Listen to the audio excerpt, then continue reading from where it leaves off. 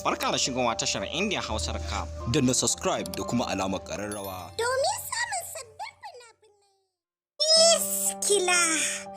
Miskila kayataccen kafce ne da kamfanin Al-Hussein Record masu burbuɗin fassara suka fassara muku shi.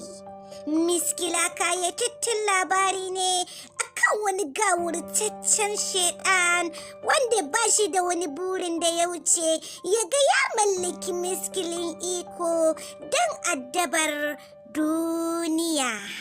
Bayan shake baban daram da ya yi hakan ne ya nuna musu cewa lalle ba Raj ba ne yake aikata wannan shikar, tabbas akwai ɓoyayyen wani azzalumi da yake zaluntar su.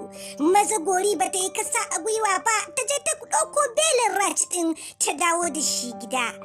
Bayan haka ne ana cikin wani shagulgulan bikin, Raj da Daram suka haɗa kai don gano waye ne yake wannan sheke-sheke su kwamishe shi.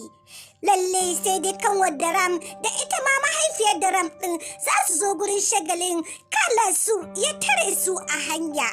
Ya shiga jikinsu ya kwamishe ita maman Daram ɗin da kanwar Daram ɗin. Lalle kanwar Daram ta samu tsere masa, tana guduwa har ta zo kofan gidan Siraj ɗin. Yayin da tana son ta bayyana musu cewa shi fa gagarumin she'an Kalasur ya kwamishe mahaifiyarsu, sai dai ba ta yi nasarar buɗe kofa ba. Har shi gagarumin she'an Kalasur ya zo ita ma ya kwamishe ta sannan ya sheke su. Tabbas wannan kafce na kunshe da cakwakiyoyi fim wanda na furta a baya.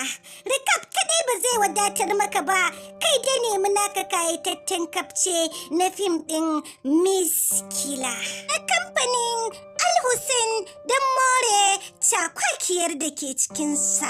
Kada ka manta, idan wannan shine zuwanka karo na farko zuwa wannan tasha tamu mai albarka mai suna Indian Hausa Recap TV.